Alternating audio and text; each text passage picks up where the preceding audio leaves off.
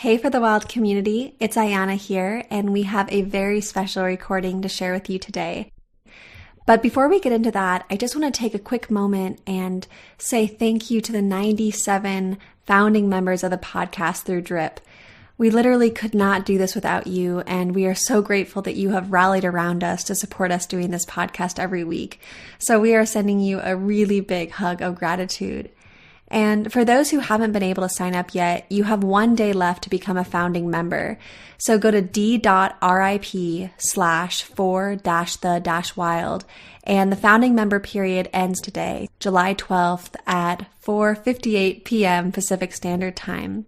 If you're not able to sign up today or tomorrow, don't worry, because Drip will continue on to the future and you'll have the opportunity to sign up as a member. You just won't have access to the founding member tiers. All right, so that's the deal with Drip. Otherwise, I also wanted to talk to you about the For the Wild manifesto that Madison and I wrote together while exploring the deep, wild public lands of the Southwest this winter.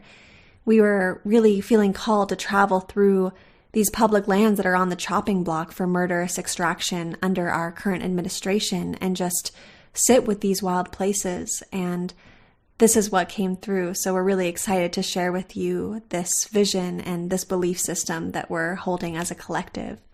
Well, without further ado, here's the For the Wild manifesto.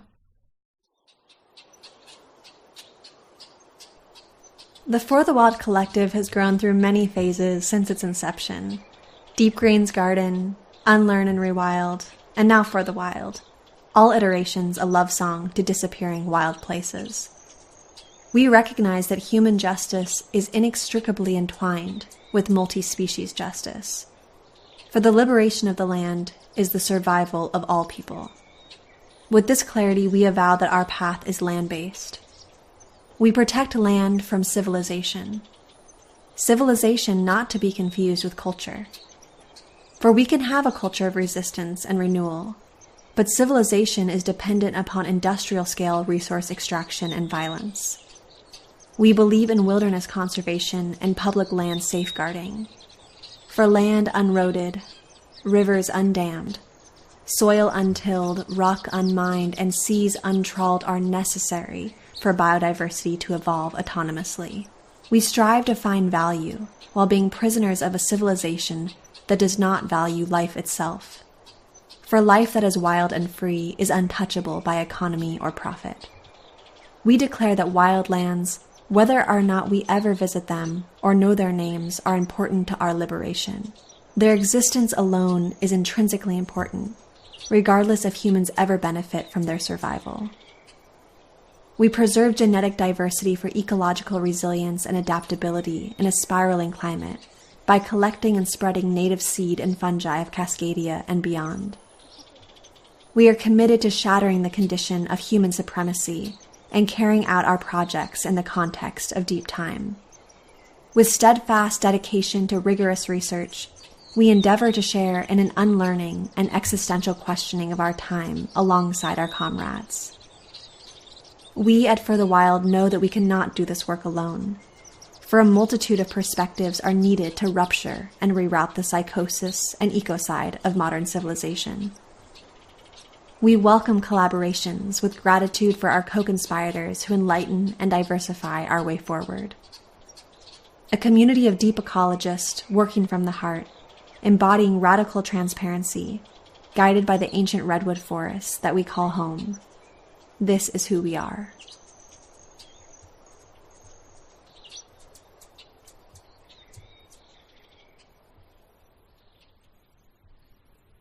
Hello and welcome to For the Wild podcast. I'm Ayana Young. Today we will be speaking with ZAYAAN Khan on the place of Sweetwaters Part 2. To hear Part 1 of this episode, go to forthewild.world or subscribe to For the Wild on iTunes.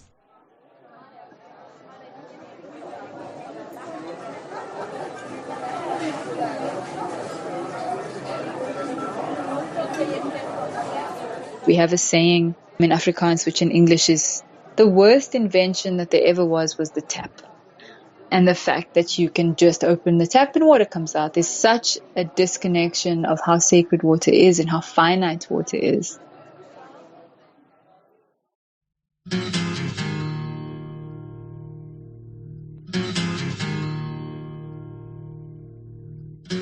The silence is broken by somebody crying, trying to be heard, never a word. Always the attitude, sort out your own, always alone, wishing for something the world is denying. Out in the wilderness somebody's crying.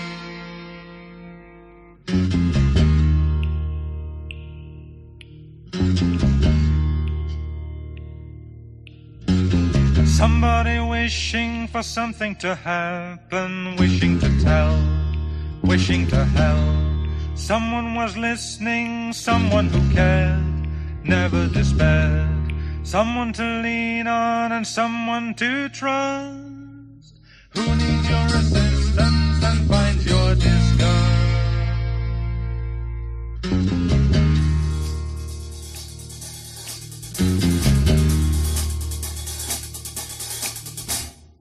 Speaking of the issues of today, especially in South Africa, I think about water. And while the privileged Western world really remains desensitized from the state of the planet, the depletion of the biosphere is becoming really a lived reality for the residents of Cape Town, with reservoirs so depleted following a multi-year drought that there are plans brewing for day zero, when the taps will be turned off, and daily rations of 25 liters, which is equivalent to less than 4 minutes of showering, will begin to be issued.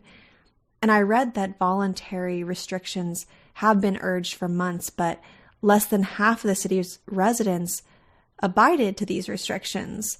So I'm wondering, what have been people's responses as day zero looms on the horizon? It's been so fascinating because on the one hand, a lot of people are in severe denial, and you hear stories, especially the class system here, it's very obvious. On the one hand, you'll hear stories of people who are working for the very, very wealthy. We have a few suburbs where it's just extreme wealth. And you'll hear people talk about like, the wealthy just don't seem to realize that the drought is real because you open the tap and water comes out. And so people are filling up their pools, people are having baths, people are running the tap with nothing in the sink, water's just flowing.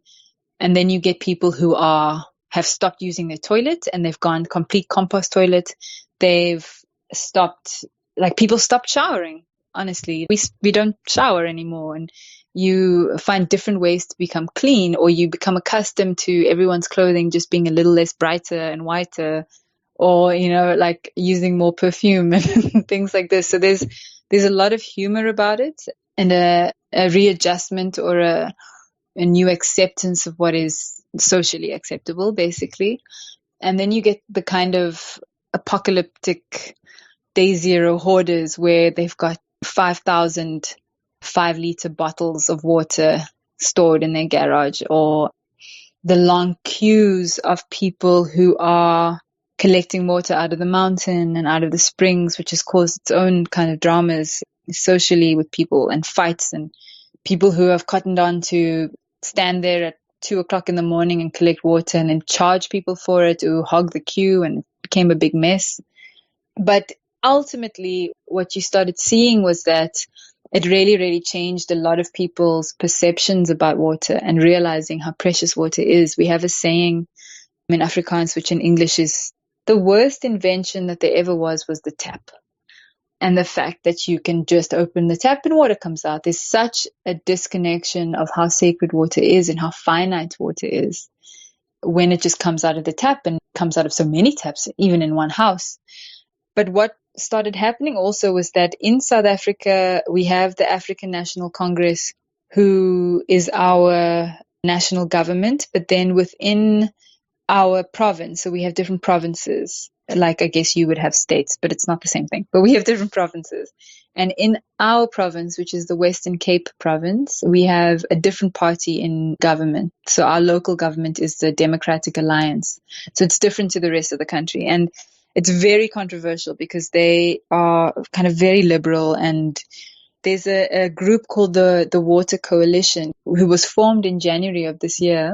really to look at why this whole day zero story happened, because all of a sudden the drought has been going on for years, and now all of a sudden there's this hassle for people to stop using so much water, and all the emphasis was placed on the people and not much on government and the way that government organizes itself around things like water and sanitation.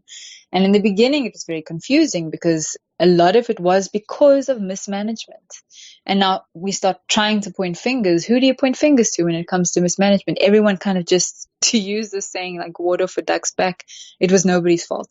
And then a lot of other stuff started coming out about the controversies that maybe there wasn't a severe drought as severe as they stated there was, but that this was just a ploy for whatever, political power in some other way. And so the Water Coalition came into play to watch what was happening and to pull out some kind of truth and to pull out a kind of a sense, because nothing was making sense. What did end up happening was we managed to push off day zero, which also fueled a lot of the controversial stories to say that there was never day zero to start with. And then also that we started getting a lot of rain. We are naturally supposed to be a winter rainfall area, but it just stopped happening. And so now, of course, climate change is a real thing. We feel it. And so the rain has started again, but it's still not enough yet. People have been making a lot of changes and are catching water. So this is a new thing. People weren't doing that before. But ultimately, what our local government has also done is, as it usually does, is prioritize the wealthy over the poor. And so water to a lot of the townships that we have, which is largely Black communities of people living in very impoverished situations, the water has been cut off for a long time. And those are the kind of stories that never make it to the media. The kind of stories of what are people doing in those kind of situations where you have densely populated areas where many of the houses end up also being creches because a lot of the children they don't have anywhere to go. So people open their homes to children, all of those needs of water for those kind of situations.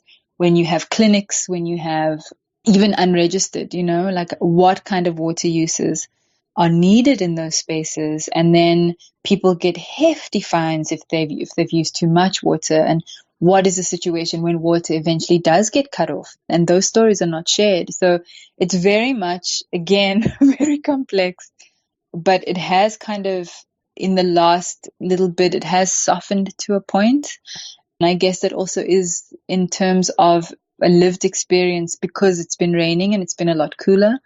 But it definitely has changed the way that people approach water, that people, like you'll see on social media, people will be doing their laundry by hand again and then asking the question, like, how could we ever have used a machine, all the water that we wasted? Or how could we have showered for so long? Or why did we shower every day? Like very privileged kind of spaces of water use. But the way that those softly turn a key in our cultural practice with water has been very fascinating.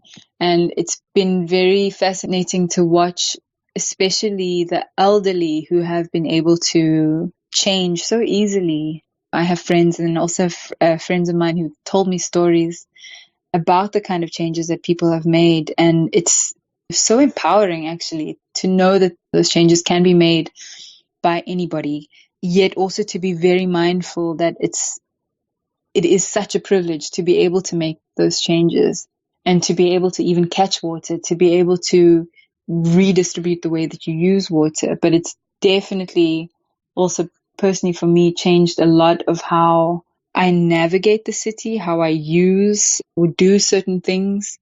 And what I love the most also is the change in concept of hygiene and what we deem hygienic and not.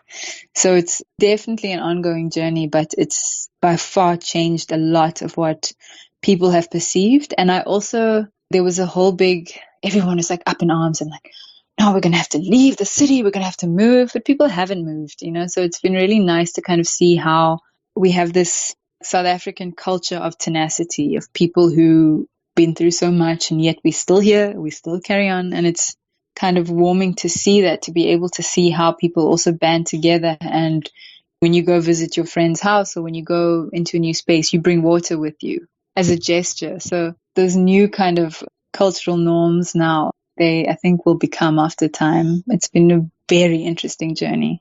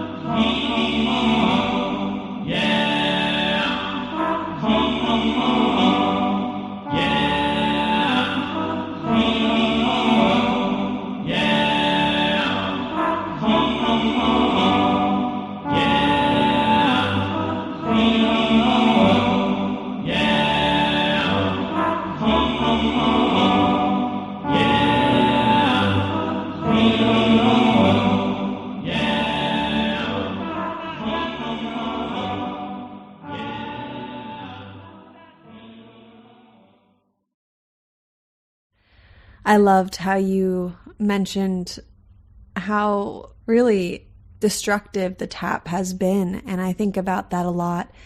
I moved to raw land that didn't have any human infrastructure other than logging roads.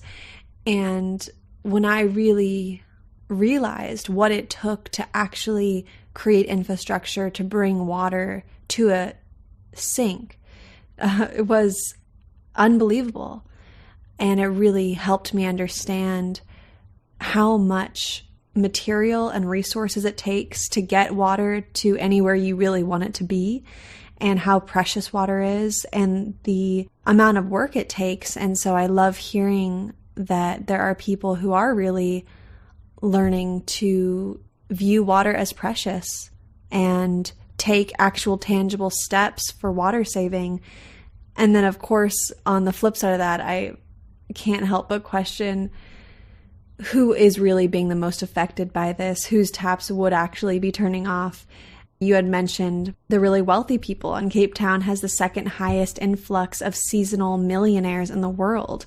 So would their taps be turned off? Or I think about how South Africa also harbors the largest platinum metal industry in the world and was the largest producer of gold in 2006. And of course, I think, well, are the taps of extractive industry also turning off? And really being able to question whose water is actually being controlled and who can just continue using water with really no regard for the sacredness. I want to talk about your blog, and on your blog, The Apocalypse Pantry, you write of apocalypse optimism, that the end of the world as we know it is a very good thing. And I really resonate with that, envisioning the end of capitalism and modern civilization. Yet I am curious, has your perspective on apocalypse optimism changed as the realities of water scarcity have become more stark where you live? Apocalypse Pantry is such a great project that myself and friend Heather Thompson, we kind of lived in this world where, okay, let us imagine that the apocalypse has hit. Because it really also comes from this idea, as you were speaking earlier, about what is decolonization? How do we unhinge ourselves from all these things that we've been forced to inherit from a colonized mentality? And if we go to a worst case scenario, let's follow that thread all the way through. And we kind of found like, oh, wait, but maybe it's actually even better because those extractivist industries have stopped functioning. And so we have this kind of what we imagined to be this exhalation, that the land is exhaling now, that the land can finally just like, okay, give me a minute to recover. Let me just be. And we envision ourselves living in this exhaling land kind of way. And it became much easier to imagine a lot of things after that. And it became quite joyous because now you're kind of forced to be within your own devices.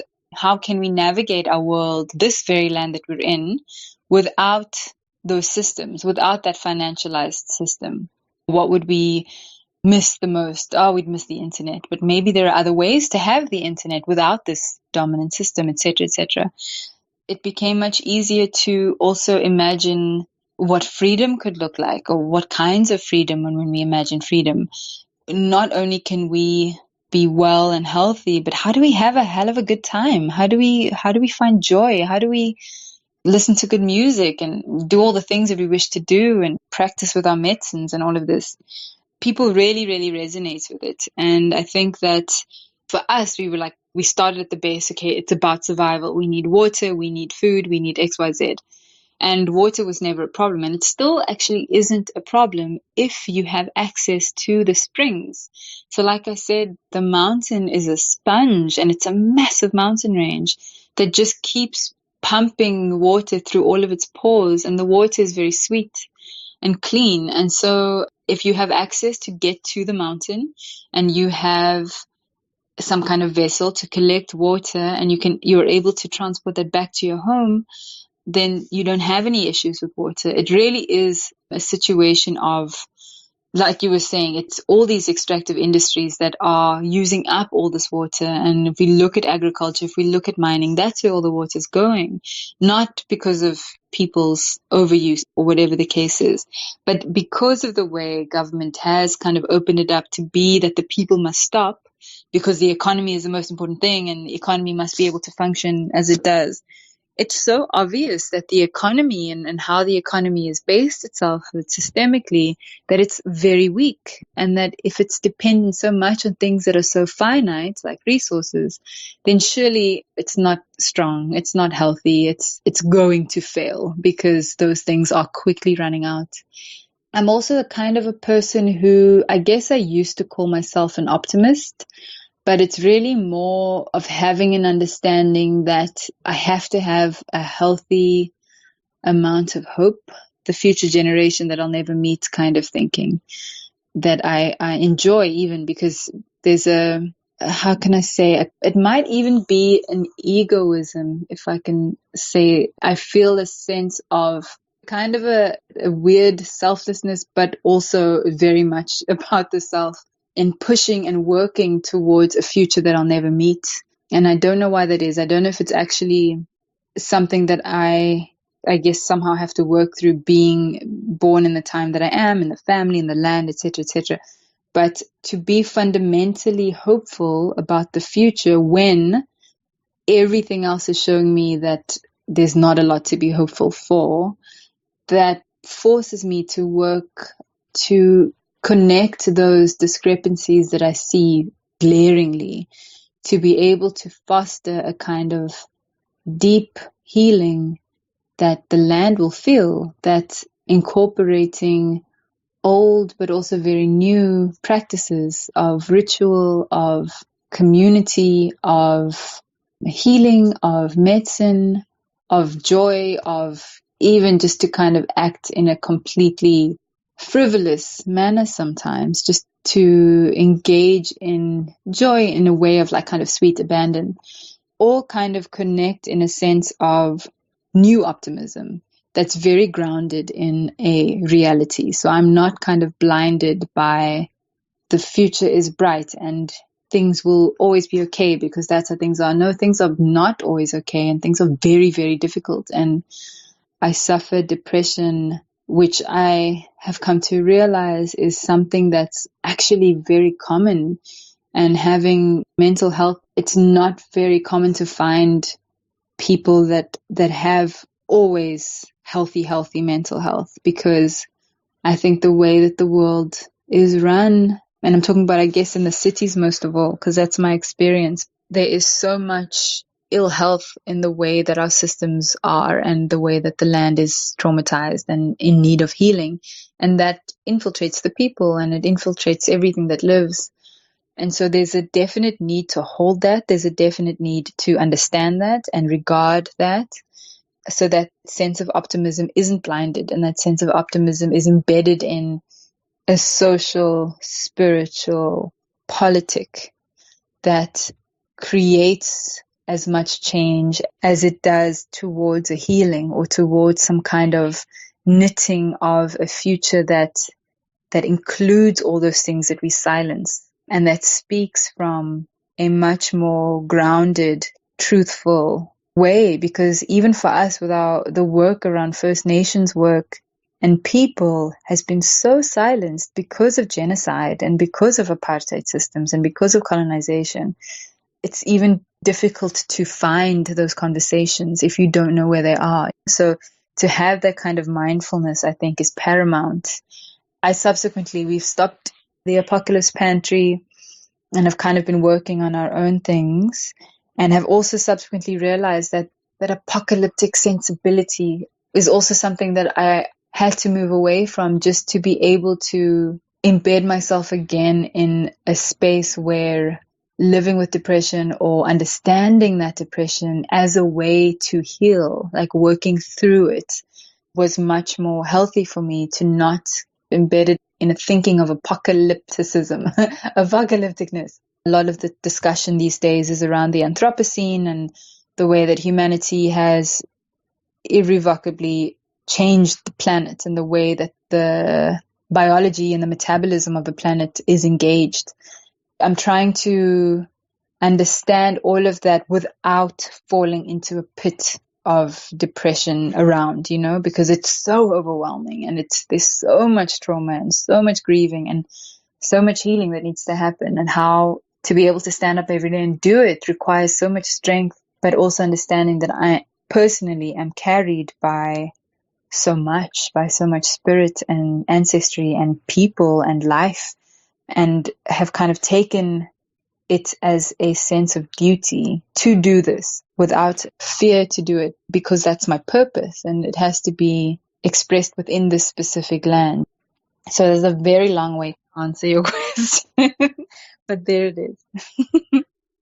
Oh, I so resonate with that reflection from the overwhelm and depression and Anthropocene, desiring apocalypse, but also needing to take a step back, and how to truly prepare oneself for the long journey ahead, to continue fighting on behalf of the earth and also for future generations that we will never meet, how we can really sustain ourselves in that work. So I felt all of what you said. To close out this conversation, I want to turn to something that I know is close to both of our hearts, and that's seeds.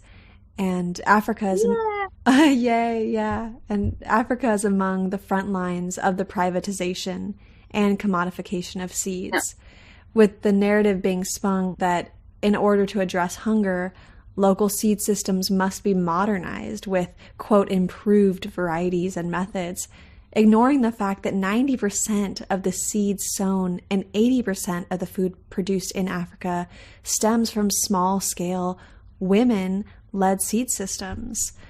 So I would love for you to tell us about your work as a seed librarian and how the initiatives you're a part of are working to revive African food culture and increase resiliency by distributing indigenous seeds.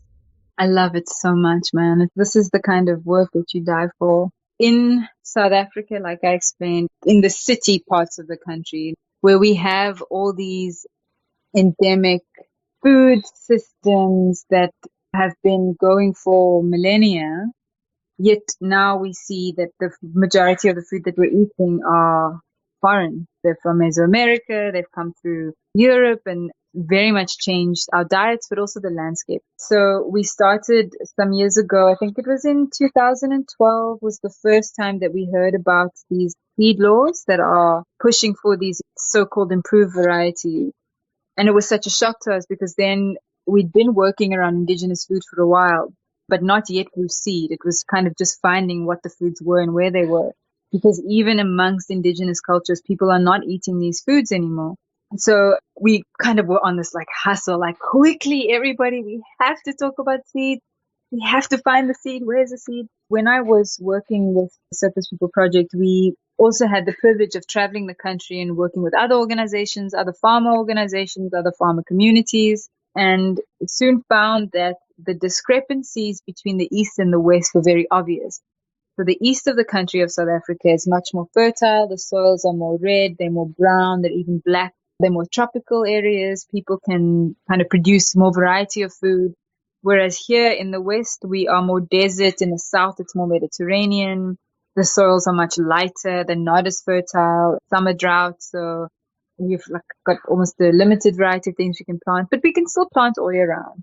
But we started to see that the layers that come with that in the east of the country with the fertile land, you also had the homelands, and people were not forced off their lands. There wasn't that severing of people and culture from land. And so you'd find a lot of these traditional foods, but also traditional seed practices. Whereas in the west of the country, that you didn't find that. And where you did find that was in the much more remote areas. For example, it would be spaces like where there was no main roads. For example, there weren't any supermarkets. There might be telecommunications, but very little. And then you'd find more indigenous beans. You'd find varieties that were there for so long. You'd find people growing much more medicinal foods. So a lot of our plants kind of fall under the medicinal range, lots of biopiracy, etc.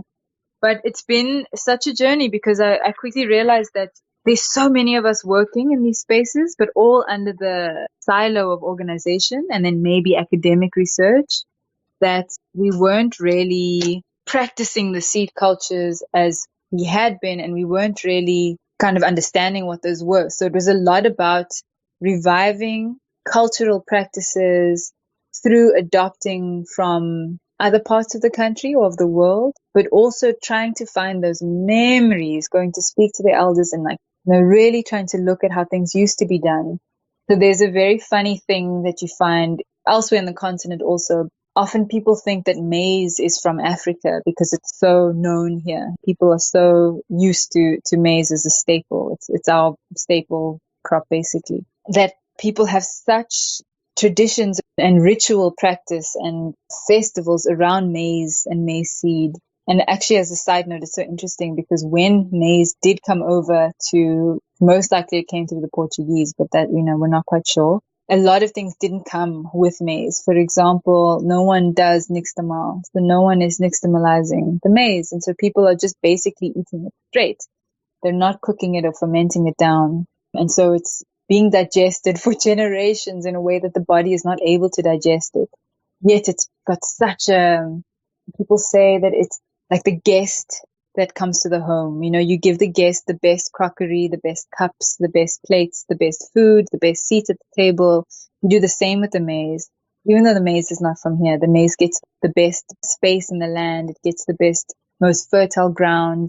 It gets the best water, all of this. And a lot of the traditional crops quickly became forgotten. And so there's a lot of work that myself and a lot of other people in organizations are doing to revive these.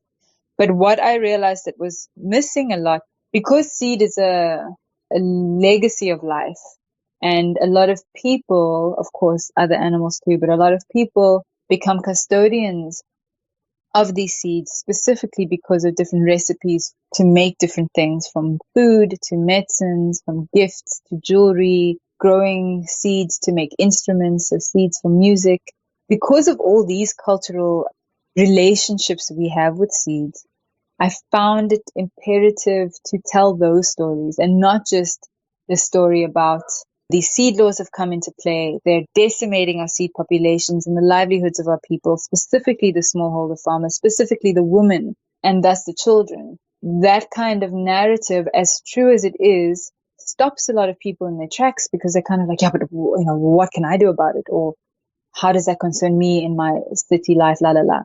And so it really had to break the story open a bit. And this is a lot of kind of the work that I do is around the narratives and breaking the borders or the boundaries of those narratives to be more inclusive and to see how this story, which is maybe seems very separate to you, is actually all about you also.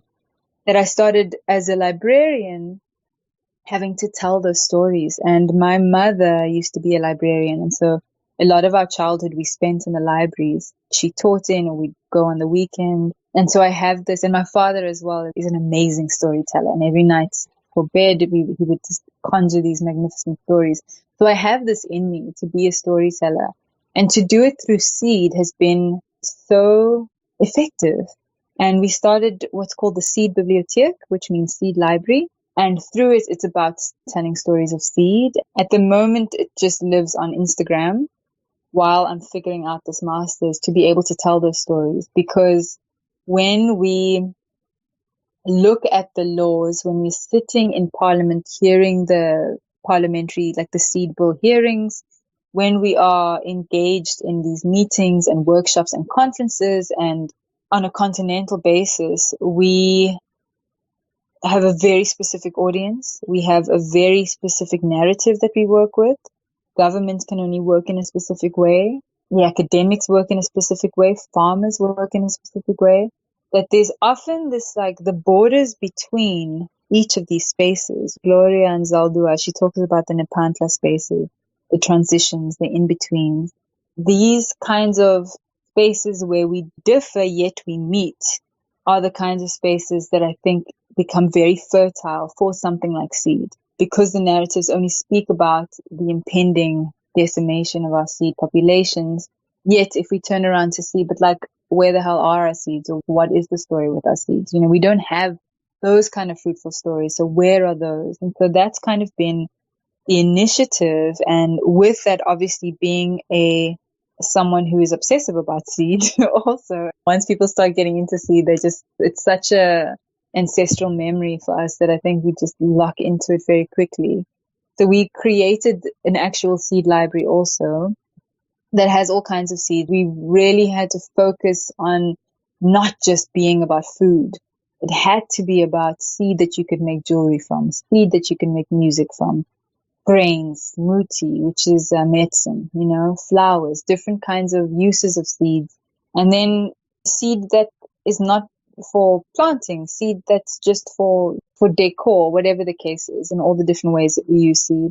So it's become very interesting, and I'm finally in a space now where we can have one that people are able to visit, because it's kind of been this traveling seed library, which it still will be, but it's been something that it's so easy to speak with children about. It's so easy to speak with elders about. Seed can speak across cultural borders and lines, and is also one of those kind of things that, especially in a country like South Africa, where we have such an influx of people from all around the world, as well as the borders, and the stories of people traveling with seeds in their pockets, seeds in their shoes, the seeds in the lining of their jackets. These are the kinds of realities that we have, yet continually get silenced by spaces like government, which are highly influenced by corporation. The African continent is just also very interesting, because all of these seed laws are around plant breeders' rights, so the protection of the plant breeder, which is very legitimate in many ways. Plant breeding is a very specific science, and the compensation for that isn't very good unless you have something like a patent, intellectual property. Of course, the repercussions of those kinds of things is why we do the work we do. But I think what had happened was they'd noticed that the continent of Africa, except for Egypt and South Africa, had not had any of these acceptance of these laws that were in play in the vast majority of the rest of the world. And so they started pushing for these laws on a regional basis. And so the continent has all these different economic communities. So I mentioned before the Southern African Democratic Community, which is like, for example, Namibia, Botswana, Zimbabwe, South Africa, Lesotho, Swaziland, Madagascar, all of these countries within the region. And then you have regions within the West and the North and the Central and the East of the continent, and many of them overlap, in fact. So you'll have one country who belong to 2 or 3 different economic communities.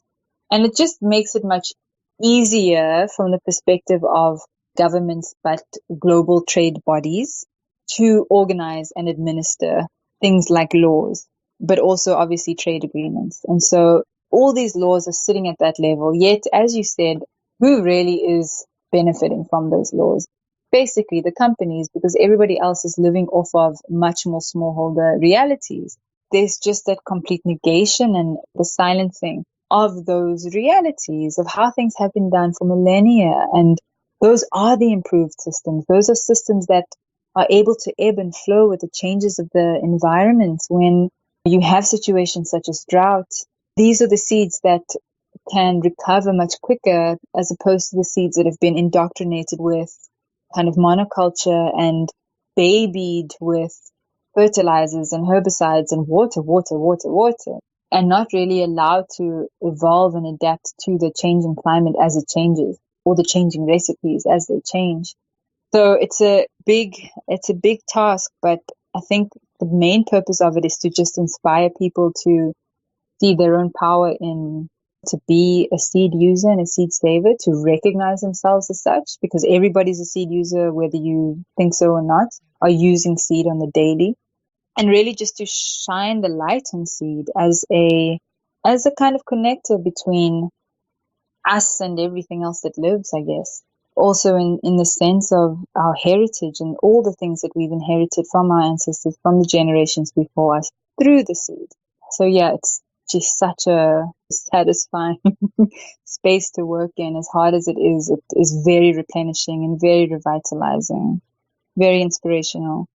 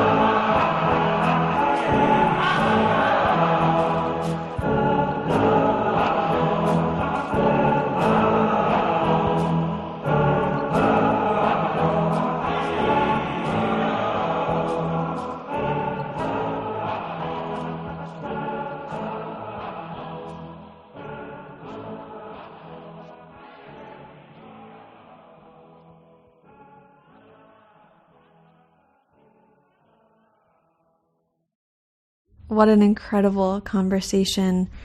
I am just so grateful for you and your work, but also your storytelling ability. It's really just awe-inspiring to begin to understand the complexities that you have lived experience with and how eloquently you're able to share that with us. So I'm so grateful for you, and please let us know if there's any ways to support you, your work, or any other organizations in South Africa that you are behind. Definitely, I definitely will. I've been working very much at like the precipice. It's always kind of often very alone because I'm very much led by an intuitive need. I'm kind of being pulled and I'm just doing the work that needs to be done. So it's never was there a moment to create an organization or create a business or something around that manner to understand how I needed to be supported in this work until I started being an artist or recognizing myself as an artist, and had a friend buy my work and say, now I can finally support you. Now I understand how to support you. But I can definitely send some links of spaces that need the exposure, that need more eyes on them. And more than anything, definitely to help inspire people and to see the kind of work that's being done in South Africa, but also regionally. Thank you so much for this time that you've shared with us. Thank you so much. What a pleasure it's been.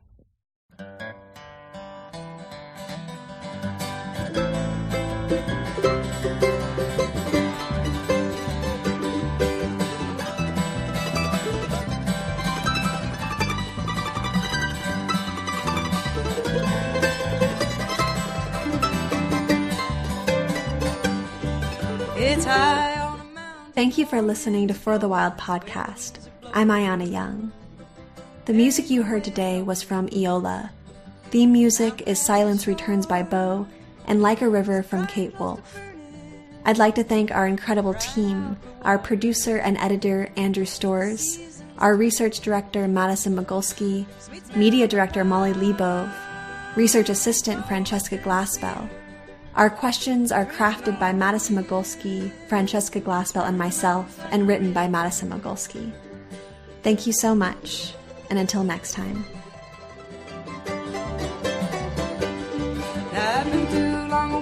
from this wild open sky on the country trails that wind through the canyons dark and wide.